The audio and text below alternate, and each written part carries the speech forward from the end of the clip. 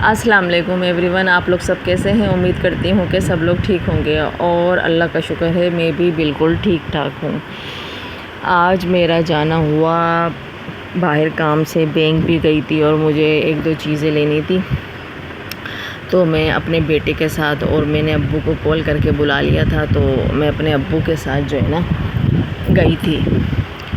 اب میرے جو چھوٹا بیٹا ہے اور بیٹی، اس کو گھر میں چھوڑا اور اس قدر گرمی ہو رہی تھی۔ 4 بجے ہم لوگ نکلے، لیکن 4 بجے بھی اس قدر دھوپ ہو رہی تھی، لیکن جانا تھا ضروری اور بھائی ہم نکلے۔ اور ابو جو ہے نا آلریڈی پہلے سے ہی وہاں پہ کھڑے تھے۔ ابو نے کال کر دی تھی مجھے کہ میں آ گیا ہوں، آ جاؤ، تو بس ہم لوگ نکل گئے۔ اب باہر جانے کے لیے نا بہت پریشانی ہوتی ہے۔ اگر قریب میں ہی جانا ہو تو میں نا اپنے بیٹے کے ساتھ جو ہے نا چلی جاتی ہوں، اور دور جانا ہو تو پھر میں اپنے ابو کو بلا لیتی ہوں، پھر ابو کے ساتھ ہے نا پھر میں بائک پہ چلی جاتی ہوں۔ آج میں بات کروں گی غربت پہ۔ غربت جو ہے نا بہت مفلسی ہے، بہت بری۔ میں اس کا کیا لفظ دوں کہ انسان کو جو ہے نا مرتا ہوا چھوڑ دیتی ہے۔ انسان جی تو رہا ہوتا ہے، لیکن کیا ایسا ہوتا ہے کہ لاچار، کچھ بھی نہیں ہوتا۔ میں نے اور میرے ہسبینڈ نے، ہم نے ایسا وقت دیکھا ہے۔ ہمارے پاس ایک ٹائم کا کھانے کے لیے بھی نہیں ہوتا تھا، لیکن مالک کا احسان ہے، اللہ کا شکر ہے کہ اللہ نے بہت کرم کیا، میرے شوہر کی جاب لگا دی۔ اب میں اللہ کا جتنا شکر ادا کروں مالک کا اتنا کم ہے۔ اللہ سب کو ایک موقع ضرور دیتا ہے، اور اللہ نے ہمیں بھی موقع دیا، اس کا کرم ہے۔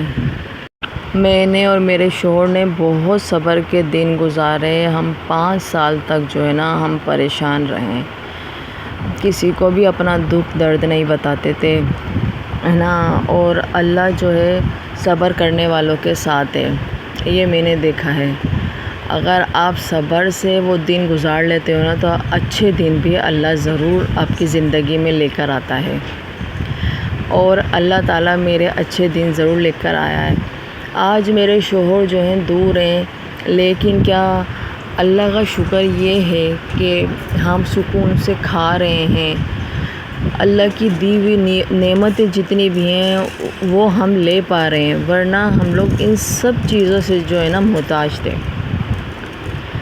پیسے میں بہت بڑی طاقت ہوتی ہے، پیسے سے نا ہر چیز خریدی جا سکتی ہے، لیکن بس میری اللہ سے یہی دعا ہے، اللہ کسی کو بھی اپنا محتاج نہ کرے۔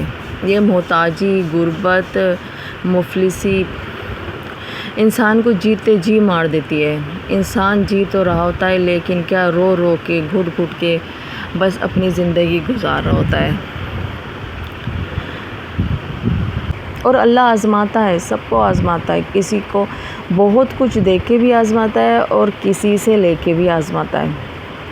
تو اور زندگی میں نا ایک ٹھوکر ضرور لگتی ہے کہ انسان جو ہے سنبھل جائے۔ ویسے تو انسان کو جب تک ٹھوکر نہیں لگتی نا اس کو پتہ نہیں چلتا بالکل بھی، وہ جیتا رہتا ہے زندگی۔ لیکن جب ایک دفعہ ٹھوکر لگ جاتی ہے نا، اور وہ ایسی ٹھوکر ہوتی ہے کہ وہ ساری زندگی کے لیے یاد رہ جاتی ہے، پھر ایک ڈر خوف ہے نا اس کے دل میں رہتا ہے۔ کس کس کو اس کے بارے میں پتہ ہے؟ مجھے کومنٹس کا میں یہ لے کر آئی ہوں، اور میں نے نا نیٹ پہ بہت دیکھا تھا اس کو، تو میں نے کیا اس کو استعمال کر کے دیکھتے ہیں کہ یہ بالوں کے لیے مفید ہے کہ یا نہیں ہے،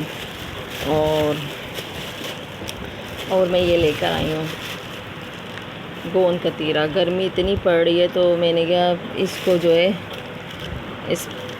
پیتے ہیں تاکہ ٹھنڈا ہوتا ہے اور گرمی دور کرتا ہے، تو میں یہ لے کر آئی ہوں۔